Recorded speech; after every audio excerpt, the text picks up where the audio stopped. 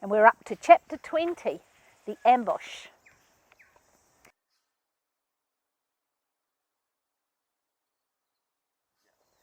Hello, I'm Rosie Boom. Welcome back to Riverwood Cabin, and I'm reading to you from Where Lions Roar at Night, the fun and adventures of a pioneering New Zealand family, written by me, Rosie Boom. And we're up to chapter 20, The Ambush. Millie couldn't stop jittering around. She was too excited. Any moment now, her best friend would arrive from Hamilton. Leaving Marilee had been one of the hardest things for her when they moved north, but now she was coming to stay in the barn. And not just Marilee, but the whole family.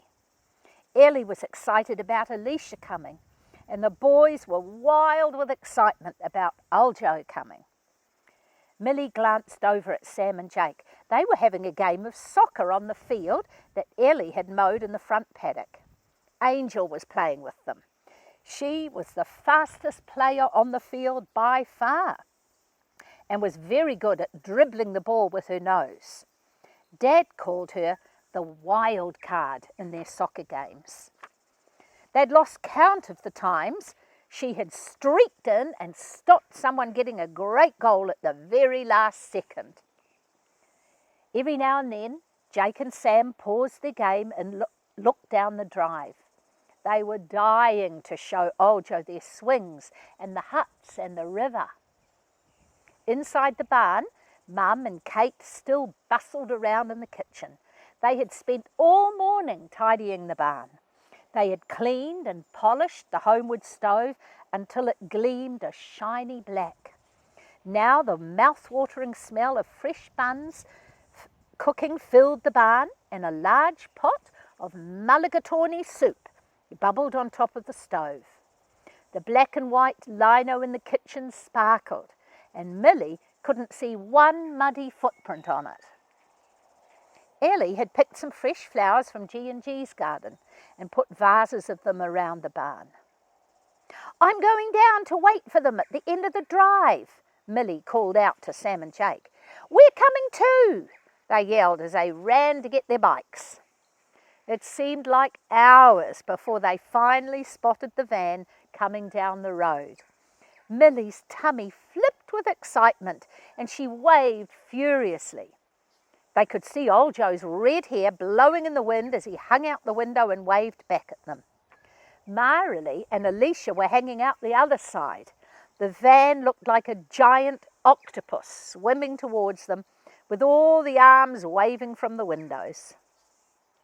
Marilee jumped out of the van as soon as it slowed down and gave Millie an excited hug. "I can't believe we're finally here." "I know," said Millie. "I can't wait to show you everything." Sam and Aljo and Jake were already running and biking down the drive together, laughing and talking in loud, excited voices. "I'm going to run beside Millie," Marilee told her mum. Letitia nodded and smiled. The kids took off down the drive. The rest of the family were waiting on the porch and waving. When all the hugs and kisses and welcomes were done, Mum opened the door to the barn. Letitia looked inside and then covered her mouth with her hands and her eyes filled with tears. "It's so beautiful." Millie glanced over at Mum. Her eyes were shiny too. Millie knew that Mum was as excited as she was to have her friend to stay. Jake whispered to Aljo, "Weird, eh? They cry when they're happy." That night they all sat around the table and enjoyed a merry, noisy meal together. It had been such an exciting afternoon. The kids had run all around the barn, discovering it all at once, while Mum and Letitia had taken their time and savoured the moment. Then they had all gone exploring around the land, visiting Lantern Waste, Beaver's Bank and Care Paravel. The children had tried out each of the rope swings and climbed heaps of trees. Then the boys had got all Sam's swords out and had a great time playing pirates and fighting each other on the island, while the girls set some eeling lines down in Lantern Waste. I reckon we'll catch an eel tonight, Millie told Dad as she ate her apple pie. He wriggled his eyebrows and grinned. What are you going to do with it when you catch it? Dunno. We're not going to eat it, though, that's for sure.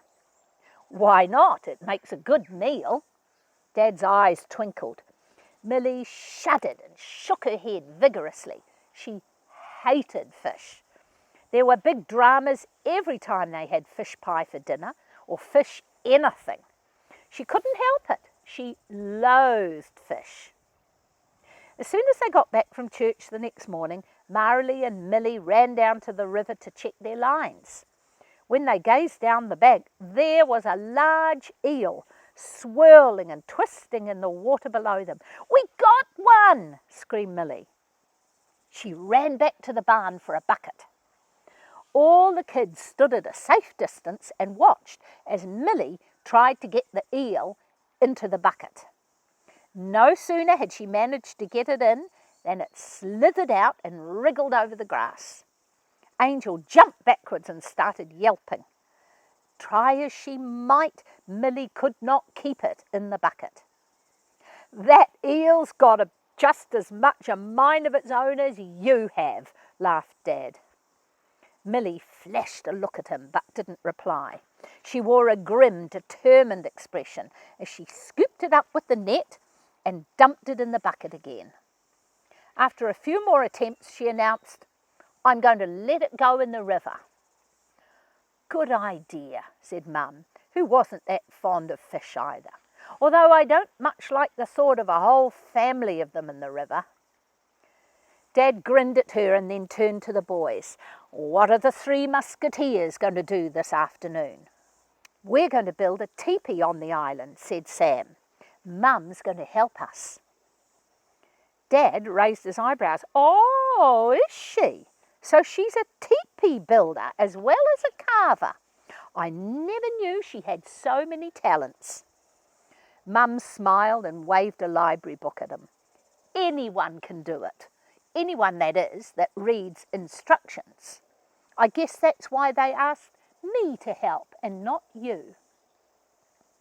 As soon as lunch was over, the boys and Mum set off for Black Rabbit Island, carrying bamboo poles, an old tarpaulin and all sorts of tools. "Don't forget," Dad called out after them, "measure twice and cut once." Sam and Jake led the others to a flat spot on the island overlooking the river. "This will be a great place to build it," Sam told old Joe. "It won't be easy for anyone to attack us here." Jake cut a piece of string the right length for the radius of their teepee. Sam held one end of it in the very centre of where they wanted the teepee, while old Joe stretched out the other end and moved around in a circle, marking the grass as he went. "It looks good," said Mum. Next, they cut all the bamboo to the same length and tied the poles together at one end. Then they positioned the other ends of the bamboo at even intervals around the circle. Sam ran down to the river and filled a bucket with water, and Mum hung it from the top of the poles to hold them in place.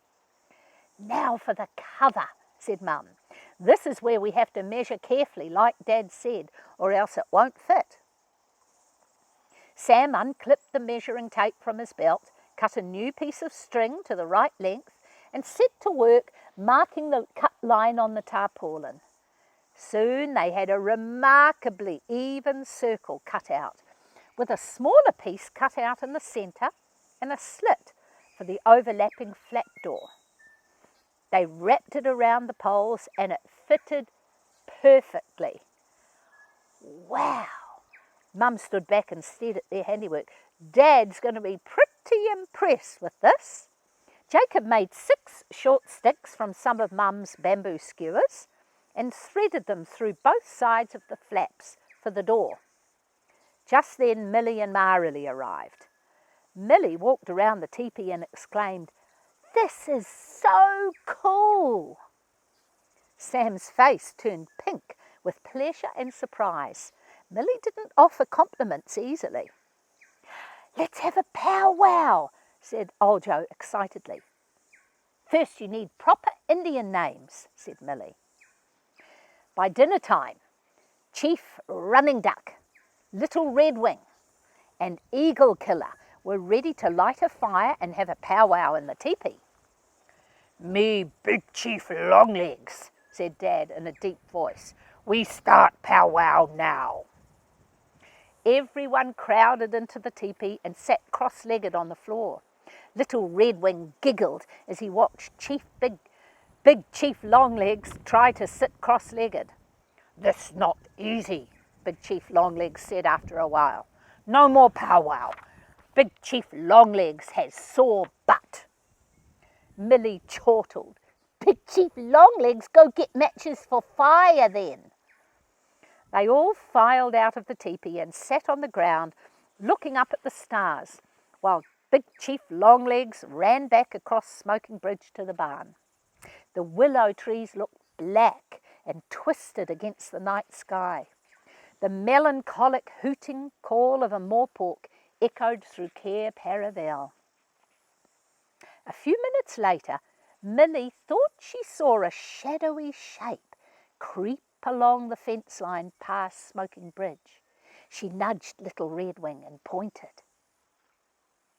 Little Redwing nudged Chief Running Duck and Eagle Killer. "Ambush," he whispered. They sat very still, listening, watching, and peering into the darkness. Angel growled and slunk closer to Little Redwing. A few minutes later, a deep voice came from the inky blackness down by the river. "Indian war party stuck in mud." With a whoop and a yell, they all jumped up and ran to where Dad stood ankle deep in mud. Chief Running Duck burst out laughing. "Dad, you make a terrible Indian." "Now we scalp you," said Little Redwing. "You no scalp Big Chief Longlegs," barked Dad. "Take matches instead." After a short consultation, the Indians decided to show mercy and light a fire instead. Eagle Killer wasn't sure that Indians toasted marshmallows, but Chief Running Duck assured him that they did. The moon had risen high above the barn by the time they'd all eaten their fill. Little Redwing yawned and rubbed his eyes. "Time for bed." Mum stood up and pulled Little Redwing to his feet. "There's another day tomorrow, and even the strongest brave needs his sleep."